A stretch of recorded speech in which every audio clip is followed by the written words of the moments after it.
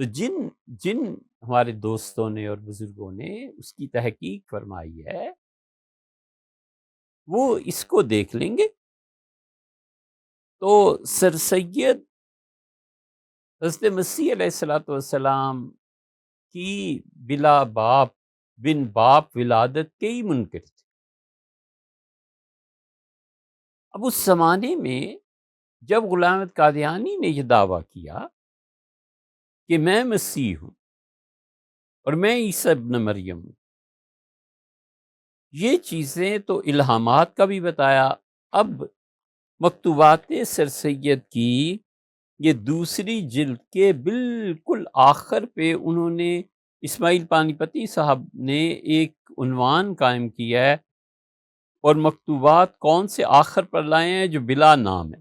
پتہ نہیں سر سید نے کس کو لکھا ہے، ایک بات تو یقینی ہے کہ یہ انہی کے مکتوبات ہیں، لیکن یہ معلوم نہیں ہے کہ یہ کس کے نام ہے۔ ان میں سے سر سید 8ویں خط میں تحریر فرماتے ہیں، مخدومی ہر شخص یہاں تک کہ شہد کی مکھی بھی الہام کا دعویٰ کر سکتی ہے۔ یہ پہلا جملہ بالکل ٹھیک ہے جی۔ عرض یہ ہے، اگر ہوتے اس وقت تو عرض کرتے کہ جس الہام کا دعویٰ مرزا غلام احمد صاحب قادیانی کرتے ہیں اور جو آپ فرما رہے ہیں شہد کی مکھی، زمین آسمان کا فرق۔ شہد کی مکھی کیا؟ یہ اسی آیت کی طرف اشارہ ہے نا کہ اللہ تعالیٰ نے فرمایا وَأَوْحَيْنَا إِلَى النَّخْلِ، اور ہم نے وحی کی، الہام کیا، دل میں ڈالا شہد کی مکھی کے، اور ہم نے کہا نتخذی من الجبال بیوتا، اپنے گھر بناؤ پہاڑوں میں۔ اور پھر اللہ نے یہ کہا اللہ تعالیٰ خود فرماتے ہیں فصل کی سبل ربک ذللا، اور ہوا میں جو پروردگار نے تیرے راستے راؤٹس مقرر کیے ہیں ان پہ چلتی جا۔ ثم کلی من کل الثمرات، ہر قسم کے پھول سے رس چوس لے۔ یہ الہام وہاں ہوا، اس میں اور مرزا غلام احمد قادیانی کے الہامات میں فرق ہی نہیں۔ کیسی مثال دے رہے ہیں سر سید؟ الہام تو مریم پہ بھی ہوا، اور الہام وحی یہ چیز حضرت موسیٰ علیہ السلام کی والدہ صاحبہ پہ بھی ہوا۔ اللہ تعالیٰ نے فرمایا کہ وَأَوْحَيْنَا إِلَىٰ أُمِّ موسیٰ، ہم نے موسیٰ علیہ السلام کی والدہ صاحبہ کے دل میں یہ بات ڈالی، ان پہ الہام کیا کہ دیکھیے آپ اپنے بچے کو اس طرح پانی میں بہا دیجیے۔ کہاں وہ اور کہاں غلام احمد قادیانی جو دعوے کرتا تھا، ان دونوں میں کوئی فرق ہی نہیں۔ اب غور سے سنیے، ہر شخص یہاں تک کہ شہد کی مکھی بھی الہام کا دعویٰ کر سکتی ہے، مگر اس کا نتیجہ کیا؟ شہد کی مکھی کے الہام کے نتیجے میں شہد پیدا ہوتا ہے، نہ بھی ہو تو کیا، اور شہد کی مکھی مر گئی تو کیا؟ اور غلام احمد قادیانی پہ جو الہامات ہوتے تھے اس کے نتیجے میں شہد پیدا ہوا ہے، یہ کفر پیدا ہوا۔ کسی کو کسی کے الہام سے کیا فائدہ یا نقصان پہنچ سکتا ہے؟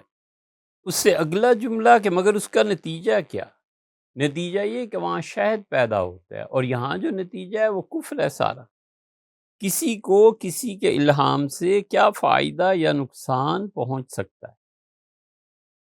یہ خط 1891 میں لکھا گیا ہے۔ آج 130 سال کے بعد پتہ چلتا ہے کہ الہام کا جو دعویٰ مرزا صاحب نے کیا تھا اس سے کیا نقصان پہنچا۔ نادان ہیں وہ جو ان سے جھگڑا کرتے ہیں۔ یہ سارے بزرگ جو غلام احمد قادیانی سے جھگڑا کرتے تھے، بشمول احمد رضا خان صاحب کے، بشمول حضرت قاسم نانوتوی رحمۃ اللہ علیہ کے، بشمول ان سارے علماء کے، فرنگی محل کیا اور دیوبند کیا اور بریلی کیا، یہ سب نادان ہیں جو ان سے جھگڑا کرتے ہیں۔ جو بھی توجیہ کرنا چاہیں آپ اس کی۔ حضرت رحمۃ اللہ نے جو ہمیں تحفۃ الندوہ کا واقعہ سنایا تھا، وہ در حقیقت ہمیں بھی نصیحت تھی کہ ہم زندگی بھر مناظرے نہ کریں لوگوں سے، ہدایت کی دعوت۔ اس لیے میرے بچوں، یہ اب سنتے جاؤ، ہمیں آپ سے کوئی بحث نہیں کرنی، پڑھو یار، صرف جس موضوع پہ بولنا ہے نا اس کا تو کچھ ادب احترام کر۔ یہ تو احمد ندیم قاسمی جو ہمارے ہاں شاعر تھے، یہ تو انہوں نے مہربانی کی کہ وہ یہ سارے خطوط چھپوا گئے، ورنہ اتنا بڑا کام کیسے ہوتا؟ تو انہوں نے خاکسار سید احمد 18 مئی 1891 میں علی گڑھ سے یہ خط لکھا ہے۔ اس کا مطلب ہے 1891 میں دعوے کرتے کرتے جس سٹیج پہ بھی غلام احمد قادیانی صاحب پہنچے تھے، انہوں نے کہا الہام کا دعویٰ کرتے ہیں، خدا کی طرف سے الہام ہوتا ہے تو کیا فائدہ؟ ایک صاحب نے تو فہرست بھیج دیا ہے کہ کس سن میں غلام احمد قادیانی نے کیا دعویٰ کیا۔ آپ جانیں، آپ کے کام جانیں، ہمیں اس فہرست سے کیا غرض؟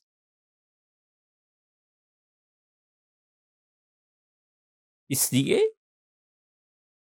یہ خط لکھا کہ ہر شخص، یہاں تک کہ خط نمبر 8 ہے سر سید کے خطوط میں، یہاں تک کہ شاید کی مکھی بھی الہام کا دعویٰ کر سکتے ہیں، مگر اس کا نتیجہ کیا؟ کسی کو کسی کے الہام سے کیا فائدہ یا نقصان پہنچ سکتا ہے؟ نادان ہے وہ جو ان سے جھگڑا کرتے ہیں، یعنی غلام احمد قادیانی سے جھگڑا کرتے ہیں، نادان۔ ان بزرگوں کو پتا تھا کہ جس الہام کا دعویٰ یہ کر رہے ہیں، اس الہام سے ایک نئی نبوت کی داغ بیل پڑے گی، اور بزرگ جانتے تھے کہ آگے کے سٹیج اب کیا آئیں گے، اور وہ مسلمانوں کو گمراہی سے بچانا چاہتے تھے، بلکہ کفر سے بچانا چاہتے۔ اس کے فوراً بعد نواں خط بھی پڑھ لیجئے۔ تحریر فرماتے ہیں کہ مخدومی و مکرمی، آپ جو رسالہ نسبت مرزا غلام احمد صاحب قادیانی کے لکھنا چاہتے ہیں، کیا آپ کو بھی کچھ مالی خولیہ ہو گیا ہے؟ غلام احمد قادیانی صاحب کے رد میں کوئی صاحب لکھنا چاہتے ہوں؟ یہ پورا وہ تحریری جہاد ہے جو پچھلے 125 سال میں مسلمانوں نے کیا ہے، اور ہر زمانے میں مسلمان ان کے خلاف لکھتے رہے اور کفر اور اسلام کو واضح کرتے رہے۔ اب وہ رسالہ لکھنے والے کی ہمت بندھانا یا اسے گائیڈ کرنا یا جو بھی علمی معاملات ہیں ان کو کہنے کی بجائے کہتے ہیں کہ کیوں رسالہ لکھے ہو، آپ کو بھی کچھ مالی خولیہ ہو گیا، پاگل ہو گئے۔ یہ کتنا سخت لفظ ہے، جتنے کہتے ہیں گمراہ کا لفظ ہم بہت سخت بولتے ہیں، یہاں کیا ہو گیا؟ آپ ہمیں یہ حق بھی نہیں دینا چاہتے کہ ہم اپنے اکابرین اور اپنے اساتذہ اور مشائخ رحمہم اللہ کے ورثے کے وارث بنیں۔ کیوں آپ اتنا کسی کی بھی عقیدت و محبت میں ڈوب جاتے ہیں کہ وہ غلط بھی کرے تو صحیح؟ ہمارے حضرت پیر و مرشد رحمہم اللہ کئی چیزوں میں بڑے ادب کے ساتھ عرض کیا، حضرت یوں نہیں یوں، یوں نہیں یوں، بہت سی چیزوں پہ فرمایا کہ اور پڑھیے، بہت سی چیزوں پہ فرمایا کہ ٹھیک ہے ہمارے لیے، تو بس یہ ٹھیک چیز ہے، اس لیے کہ ہم ان ساری چیزوں کے ذریعے سے ان لوگوں کو اس صحیح چیز کی طرف دعوت دیں، علم میں سب سے پہلے، عقیدے میں، پھر علم میں، پھر اخلاص میں، ان تین چیزوں کی طرف دعوت دیں کہ بیٹے یہ جو آپ چل رہے ہیں نا یہ ٹھیک راہ نہیں۔ سر سید کہتے ہیں کہ جو تم مرزا غلام احمد قادیانی کے خلاف لکھ رہے ہو، کیا آپ کو بھی کچھ مالی خولیہ ہو گیا؟ اس لغو حرکت سے کچھ فائدہ نہیں۔ یہ لغو حرکت جو ہے نا، یہ سب سے پہلے دیکھنی ہو نا، یہ لغو حرکت تو گولڑا شریف چلے جائیں، یہ لغو حرکت حضرت پیر مہر علی شاہ صاحب رحمۃ اللہ علیہ کی، یہ لغو حرکت سید انور شاہ صاحب رحمۃ اللہ علیہ کی، یہ لغو حرکت بریلی کے علماء نے کی، اور یہ لغو حرکت فرنگی محلیوں نے بھی کی اور ندوہ والوں نے بھی کی۔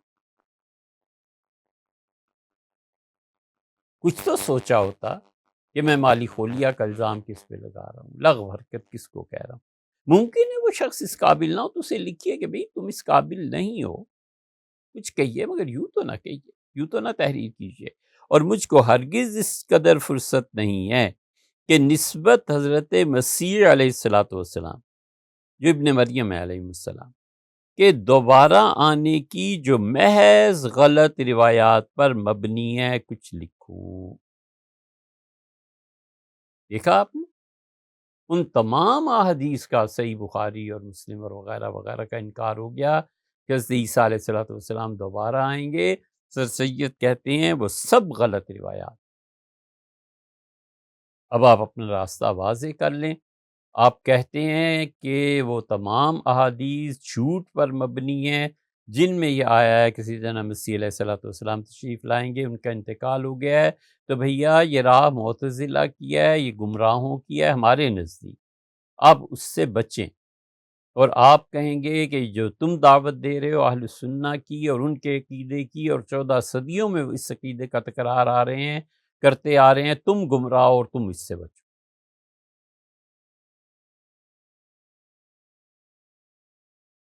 حضرت ابراہیم علیہ الصلوۃ والسلام نے خدا کی توحید و شرک کے بارے میں کہا تھا کہ بدا بیننا و بینکم العداوۃ، ہماری اور تمہاری دونوں کی آپس میں نہایت گہری دشمنی ہے، یہاں تک کہ تم تؤمنوا باللہ وحدہ، اللہ کی وحدانیت کی طرف آؤ۔ ہمیں کوئی بات نہیں ہے یہ کہنے میں کہ اہل سنہ کے عقیدے سے جو لوگ ہٹے ہوئے ہیں یہ سب کے سب گمراہ ہیں، ہماری اور ان کی مخالفت تا حیات ہے، ہمیشہ ہے، یہاں تک کہ وہ اہل سنہ کے دائرے میں داخل ہے۔ سیدھی سادی بات ہے۔ ہم حضور اقدس صلی اللہ علیہ وسلم کے معراج کو جسمانی سمجھتے ہیں، تم لوگ اسے خواب کہتے ہو۔ ہم عذاب قبر کے قائل ہیں، تم کہتے ہو کہ کوئی قبر کا عذاب نہیں، قطعی جنتی ابوبکر عمر رضی اللہ عنہم جنت میں، قطعی جہنمی ابو لہب اور فرعون جہنم میں، اور تیسرے سوئے ہوئے اور قیامت میں اٹھائے جائیں گے۔ یہ ہرگز صحیح عقیدہ نہیں ہے، عذاب قبر ہے۔ تم یہ کہتے ہو کہ احادیث عقل پر پرکھی جائیں گی، ہم کہتے ہیں نہیں، حدیث چاہے وہ عقل میں نہ آئے، اگر وہ امت نے اس پہ اعتبار کیا ہے متنن او سندن، ہم اس کے مانتے۔ تم یہ کہتے ہو کہ حدیث کتاب اللہ کو پابند نہیں کر سکتی، ہم کہتے ہیں کتاب اللہ کو حدیث متواتر تو کیا مشہور حدیث بھی کتاب اللہ کو پابند کرتی ہے۔ کتاب اللہ کی بعض احکامات میں ناسخ ہے، ہم اس بات کے قائل ہیں، اور یہی ہمارے اکابر کہتے تھے۔ حضرت بدر عالم صاحب رحمۃ اللہ علیہ نے اس پہ پورا مقالہ تحریر فرمایا۔ اس لیے بھائی ہمیں بخشو بھی بلی، چوہا لنڈورا ہی بھلا۔ ہمارے عقیدے کے پیچھے یہ ہزاروں علماء کھڑے ہیں، سینکڑوں نہیں، اور تمہارے پیچھے معتزلہ ہیں، اہل تشیع ہیں، خوارج ہیں، جہمی ہیں، یہ 4-5 فرقے ہیں۔ ہمیں کوئی مناظرہ نہیں کرنا، ہم صرف اسی چیز کے قائل ہیں جو تحفۃ النظوہ پہ حضرت رحمۃ اللہ نے فرمایا تھا کہ ہو علی میاں یہ کیا۔ تو اس لیے سر سید صاف لکھتے ہیں کہ حضرت عیسیٰ علیہ الصلوۃ والسلام کے دوبارہ آنے کی جو آراء ہیں وہ محض غلط روایات پر مبنی ہے۔ پورا خط پھر سنا دیتے ہیں۔ مخلص مخدومی اور مکرمی، آپ جو رسالہ نسبت مرزا غلام احمد صاحب قادیانی کے لکھنا چاہتے ہیں، کیا آپ کو بھی کچھ مالی خولیا ہوگی؟ اس لغو حرکت سے کچھ فائدہ نہیں، اور مجھ کو ہرگز اس قدر فرصت نہیں ہے کہ نسبت حضرت مسیح علیہ الصلوۃ والسلام کے دوبارہ آنے کے جو محض غلط روایات پر مبنی ہے کچھ لکھوں۔ خاکسار سید احمد علی گڑھ، یہ ہے ان کا عقیدہ۔